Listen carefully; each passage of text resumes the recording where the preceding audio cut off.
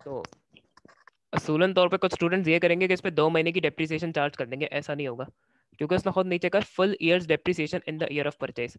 Even अगर मैंने साल में 2 महीने भी मशीन यूज की है ना, तो उस पर डेप्रिसिएशन पूरे साल की चार्ज होगी। सही है। तो एक तो उसमें 31 जुलाई 2016 की डेप्रिसिएशन लगेगी। अच्छा, और जुलाई 2006। अच्छा, एक सेकंड। Old old machine.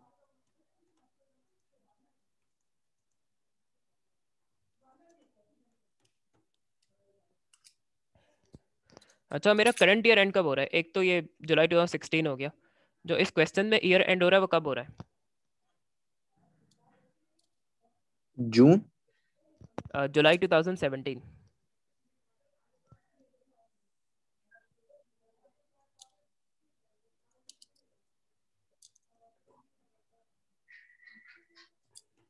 भाई ये ईयर्स वगैरह सही से ऑब्जर्व करने।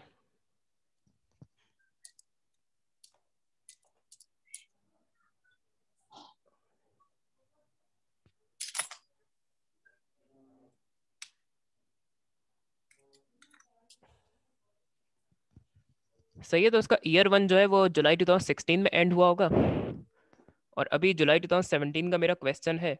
तो मेरा ईयर टू का जुलाई 2000। एक सेकंड होल्ड करना। हाँ, वालेकुम अस्सलाम अस्सलाम। तो क्लास चलेगा? क्लास से तुम? चलो सही है। चलो सही है, जब हो जाए तो बता देना। अल्लाह हाफिज़।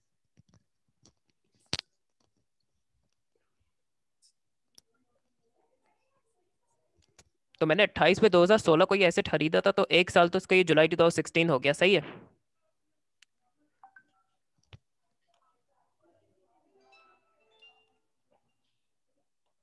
और इसके अलावा इस क्वेश्चन में मैं खड़ा हूँ जुलाई 2017 में। तो इस मशीन का सेकंड ईयर जो एंड हुआ होगा वो जुलाई 2017 में हुआ होगा। सही है। Yes sir. ये समझने की चीज़ है, इसमें डेट्स में कंफ्यूज करता है एक्चुअली। तो जुलाई 2016 की तो पूरे साल की डेप्रिसिएशन चार्ज होगी। अब जुलाई 2017 का जो ईयर है उसमें तो मैंने ये एसेट बेच दिया। No no no no no no depreciation in the year of disposal. जिस साल मैंने मशीन बेची है ना, उस साल पे कोई डेप्रिसिएशन चार्ज नहीं होगी। तो ये चीज समझ आ रही है कि इस डेप्रिसिएशन मैंने सिर्फ एक साल की डेप्रिसिएशन चार्ज की होगी, 2 साल की नहीं।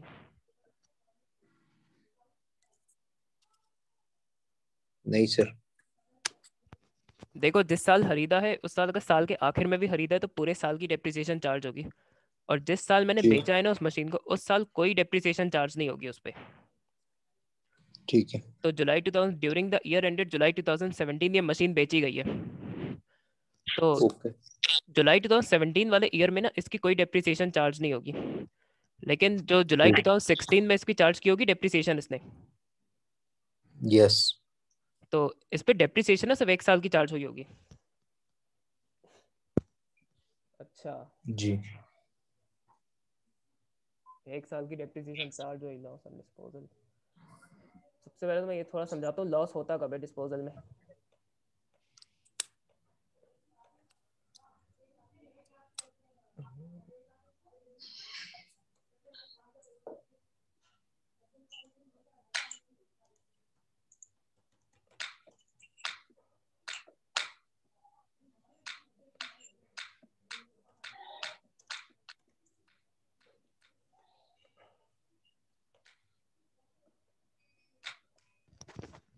अच्छा, लॉस ऑन डिस्पोजल तब होता है कि जो एसेट बेच के मुझे अमाउंट मिला ना, वो नेट बुक वैल्यू से कम है उस एसेट की। तो मुझे लॉस हो जाता है डिस्पोजल में।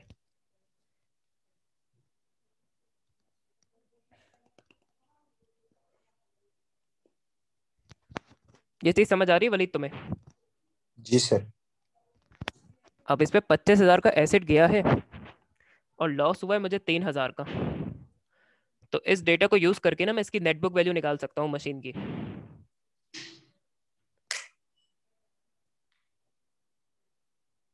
अच्छा, हमेशा एक चीज याद रखना, लॉस के लिए हमेशा एक काम करना।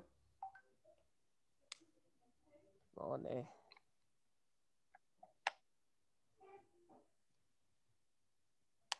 ये मैं यहाँ कर देता हूँ।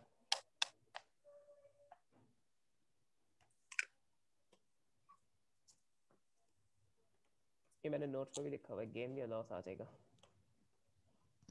हमेशा ना। गेन या लॉस ऑन डिस्पोजल निकालने के लिए अगर लॉजिक से निकालना है तो अमाउंट में से नेट बुक वैल्यू माइनस करो। अगर आंसर पॉजिटिव आए तो गेन है, अगर आंसर नेगेटिव आए तो लॉस है, जैसा कि मैंने ऊपर समझाया।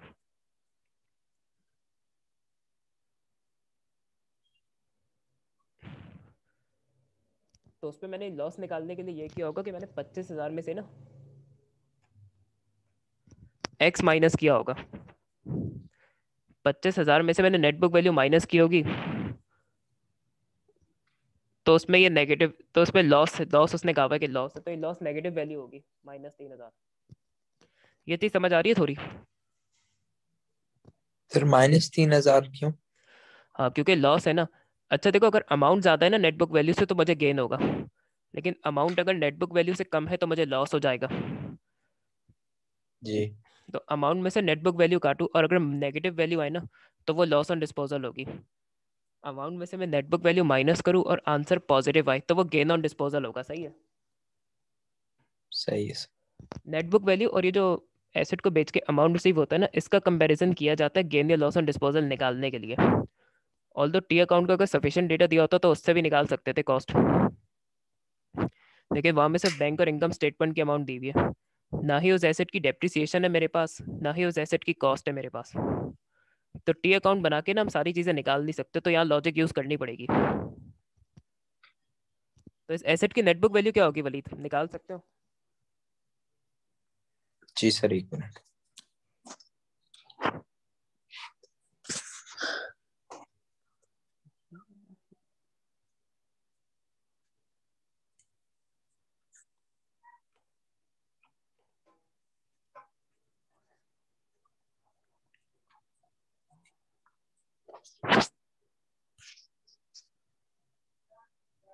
सर 28,000। 28,000। तो उसकी एनबीवी हो गई 28,000।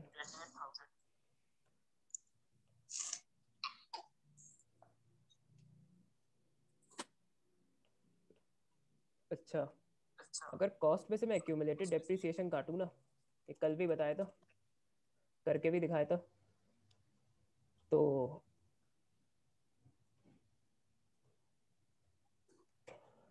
कॉस्ट माइनस एक्यूमुलेटेड डेप्रिसिएशन करूँ तो नेट बुक वैल्यू आ जाती है एसेट की। सही है? Yes sir.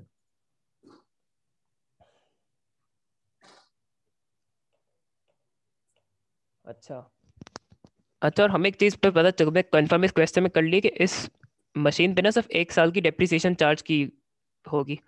तो जो रिड्यूसिंग बैलेंस पे फर्स्ट ईयर की डेप्रिसिएशन चार्ज होती है वो किस वैल्यू पे होती है? ये कल करके दिखाया था मैंने, इसको क्या थोड़ा सर, सा। दोबारा रिपीट कर सकते हैं? जब एसेट का पहला साल होता है ना, तो अगर उस पर रिड्यूसिंग जी। बैलेंस से चलो कर भी रहे हैं चार्ज डेप्रिसिएशन, तो कॉस्ट पे चार्ज होगी या नेट बुक वैल्यू पे चार्ज होती है डेप्रिसिएशन फर्स्ट ईयर में?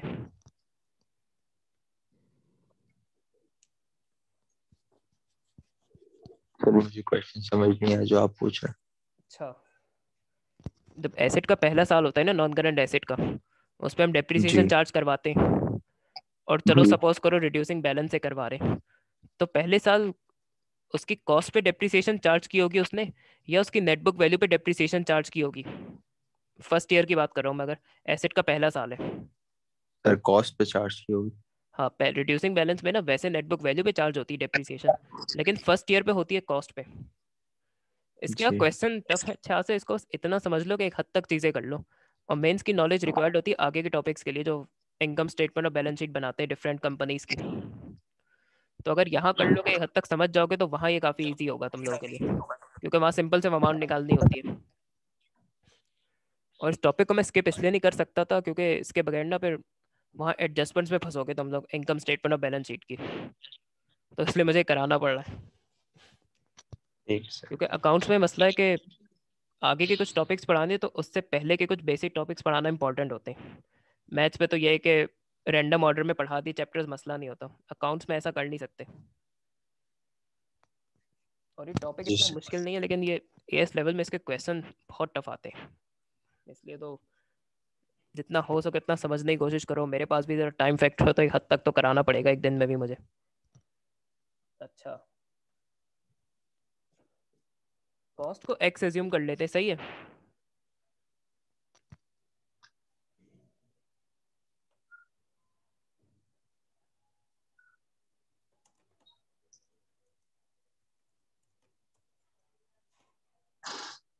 तो x में से सपोज करो कॉस्ट x है।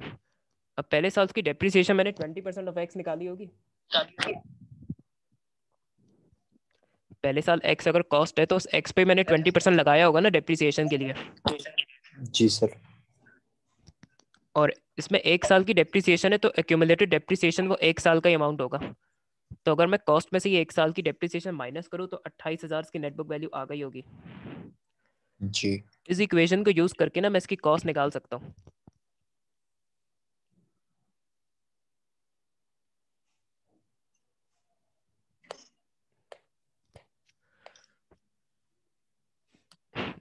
मैं तो ये कहूँगा ये सबसे ये हार्डेस्ट टॉपिक है इसका एएस लेवल का, लेकिन कराना मजबूरी है अभी इसको।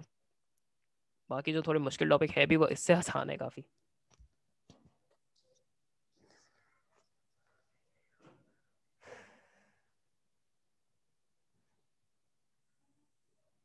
चलो सही है, शाम भाग गया होगा ऑफिस अपने, तो मैं थोड़ा टाइम और दे देते हैं ताकि समझ आ जाए कब तक चीज़ें अच्छी सी।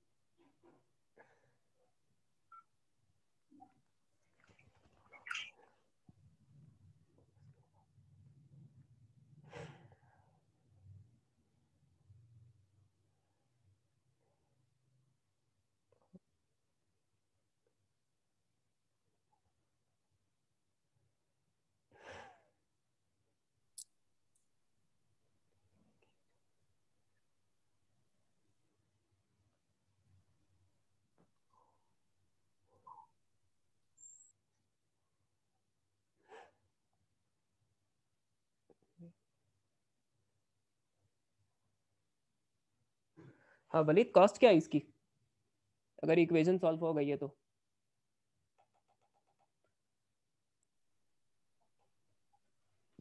सर मुझसे सॉल्व नहीं, मुझे नहीं समझ आ रहा कैसे सॉल्व करें। अच्छा अच्छा, मैं करता हूँ।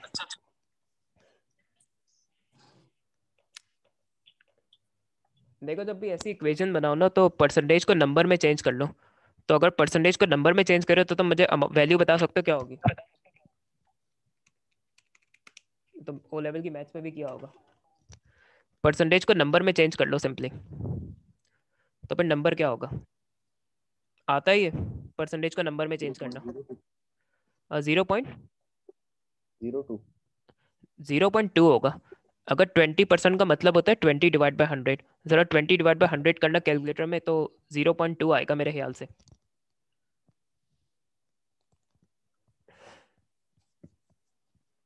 जी सर 0.2। तो x माइनस 0.2 ऑफ x कर देंगे। अब मेरा थोड़ा सॉल्व करना आसान हो जाएगा। अच्छा, ये तो पता है ना कि अलजेब्रा में जो अल्फाबेट्स होते हैं वेरिएबल्स कहलाते हैं। अगर वेरिएबल के साथ कोई नंबर नहीं है तो कौन सा नंबर एज्यूम करना होता है? जैसे x है, मेरे ख्याल से 1। तो 1x minus 0.2x is equal to 28,000। अब 1x में से मैं 0.2x काटूं तो 0.8x बचता है, ये तो समझ आ रहा है ना? जी सर। 28,000। अब x अगर मुझे निकालना है तो 28,000 डिवाइड हो जाएगा 0.8 से। तो अब क्या आएगा x का आंसर, बताना जरा जल्दी। 35,000। तो इसकी कॉस्ट ना 35,000 है। ये इस तरह मैंने 35,000 वाला लिखा था जब कॉस्ट अकाउंट बनाया था, जो तुम लोगों ने कॉपी भी किया है। जी सर। अच्छा, अब तुम्हारे पास कॉस्ट है और इसकी नेटबुक वैल्यू है 28,000 की। तो ये मैं कर रहा हूँ 35,000 कॉस्ट माइनस एक्यूमुलेटेड डेप्रिसिएशन को एक्स एज्यूम करो तो इज इक्वल टू 28,000 आया। तो अब तुम इनके डिफरेंस है ना, इसकी डेप्रिसिएशन निकाल सकते हो जो मशीन हमने बेच दी। बताना कितनी है?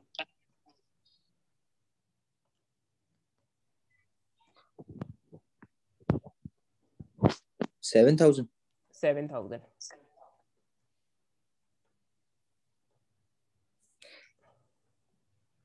तो एक्यूमुलेटेड डेप्रिसिएशन ना 7,000 है इसकी। जी सर।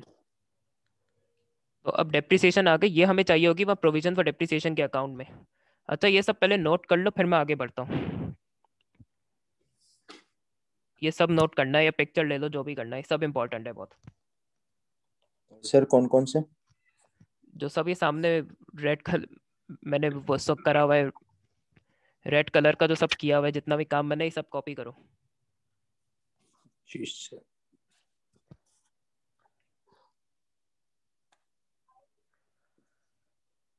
हाँ भाई, खुदा के लिए वीकेंड में गायब नहीं होना तुम लोग, वीकेंड में टाइम भी ज़्यादा दे सकता हूँ मैं तुम लोगों को, वरना फिर तुम लोग का सिलेबस भी नहीं हो सकता कंप्लीट। अगर अब छुट्टी की वीकेंड में तो फिर सिलेबस नहीं हो पाएगा कंप्लीट 3 मई से पहले। फिर आधे अधूरे सिलेबस के साथ जाना पेपर में।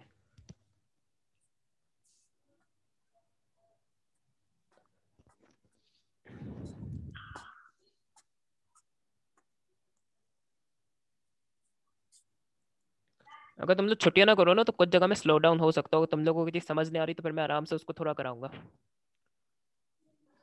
ताकि समझ बेहतर आए तुम लोगों को। जी सर।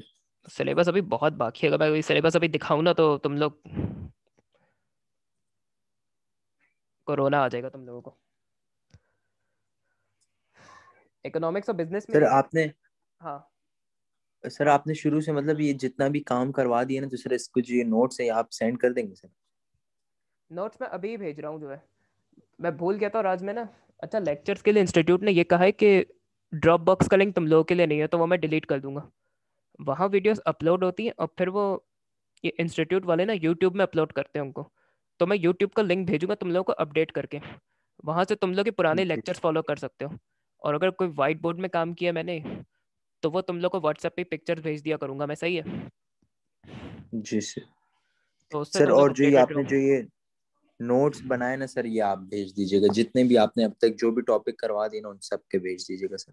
यार ये सब तो मैं इसी वक्त कहता हूँ कि नोट कर लिया करो, पिक्चर ले लिया करो, क्योंकि ये तो मैं इरेज कर देता हूँ दोबारा। कोई चीज़ अगर नहीं व्हाइट ये बोर्ड नहीं में, सर, जो जो मतलब जो आपने ये प्रिंटेड जो है ना वो। व्हाट्सएप में भेज देंगे अभी, अपडेटेड और जी अपडेट सर। फाइनल बना हुआ है, ये भेज दूंगा अभी, मैं भूल गया था मैं। ठीक है सर। इवन नोट्स देख के तुम लोग अंदाजा लगा सकते हो कि सिलेबस किस कदर बड़ा है एएस का। तो अकाउंट्स की लिमिटेशन ही यही है कि एएस का सिलेबस भी बहुत लेंदी है, ए2 का सिलेबस भी इंतहा का लेंदी है।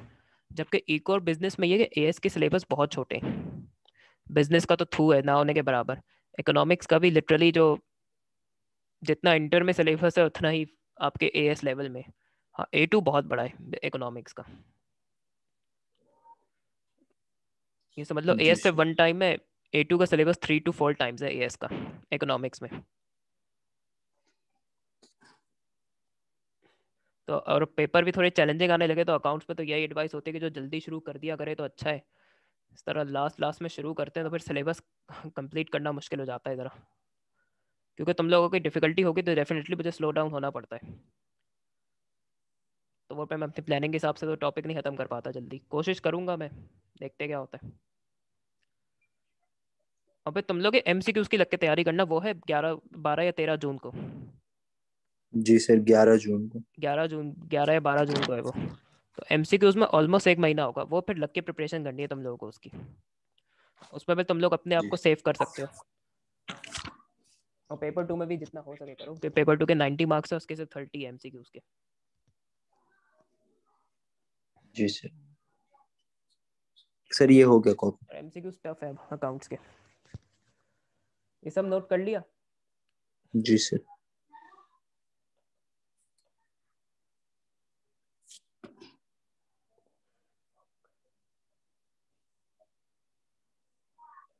अच्छा,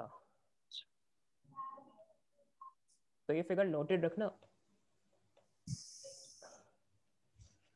अब जो ये प्रोविजन फॉर डेप्रिसिएशन का अकाउंट है ना,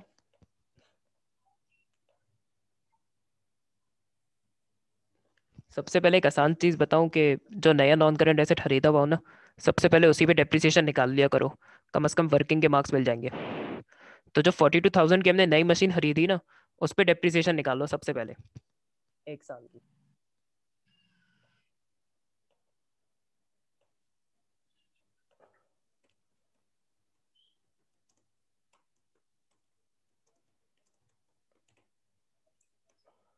जरा मुझे नई डेप्रिसिएशन की, नई मशीन की डेप्रिसिएशन बताना।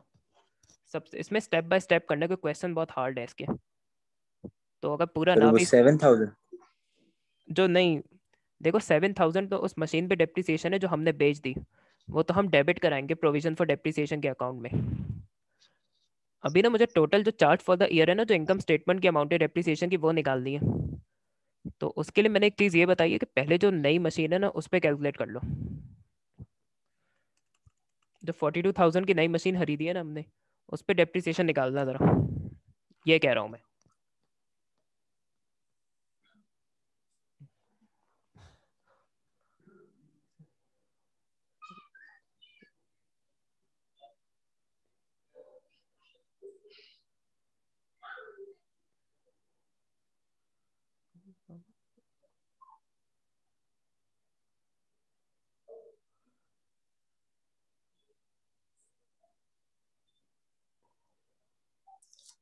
सर कैसे डेप्रिसिएशन निकालें सर, मुझे नहीं वो आ रहा।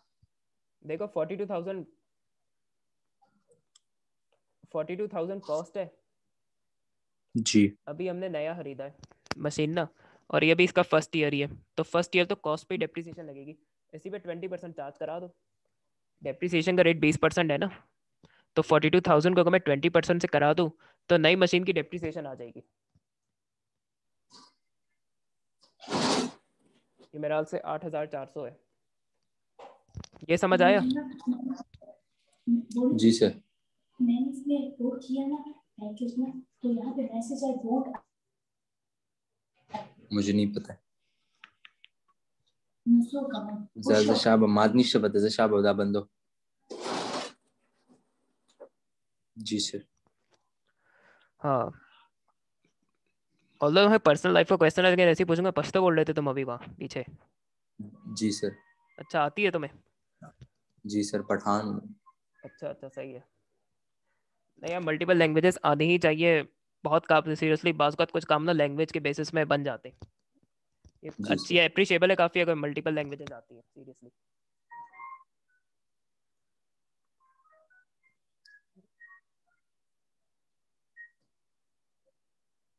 अच्छा, 8,400 हो गई, तो पहला काम तो यही कर लेना, कम से कम इसके मार्क्स मिल जाएंगे अगर कुछ और नहीं भी हो पाया तो। सर एक क्वेश्चन है, ये हम हाँ, 20% पूछो। क्यों वो कर रहे हैं सर? डेप्रिसिएशन की जो परसेंटेज है वो 20% पर एनम है ना। Plant and machinery is depreciated using the reducing balance method at the rate of 20% per annum. अच्छा तो सर ये क्वेश्चन में दिया होगा। हाँ, ये दिया हुआ होता है। ठीक है सर। एक ऐसा क्वेश्चन भी है जिसमें ये परसेंटेज खुद निकाल दी होगी, तो वो उसी वक्त बात करेंगे, सही है।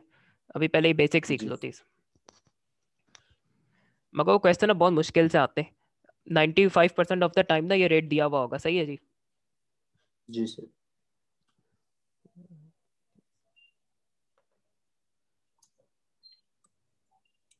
अच्छा, अब जो उसमें मुश्किल काम होता है ना, जो हमारे पुराने प्लांट एंड मशीनरी जो कि ऑलरेडी हमारे यूज में है, उस पर डेप्रिसिएशन निकालना।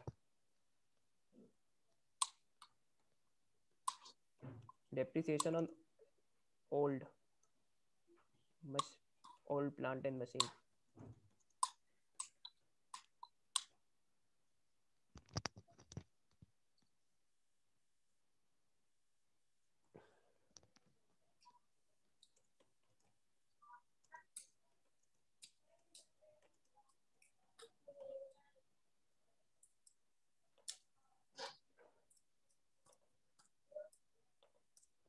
इसके लिए सबसे पहला काम ये करना है कि जो पुराने प्लांट एंड मशीनरी है ना, उसकी नेटबुक वैल्यू ईयर बिगनिंग की निकालनी है। तो उसमें हम ईयर बिगनिंग की कॉस्ट लेंगे, उसमें से माइनस कर देंगे 68250।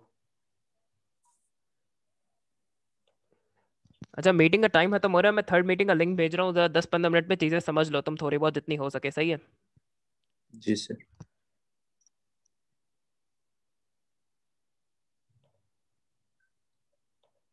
भेज रहा हूँ।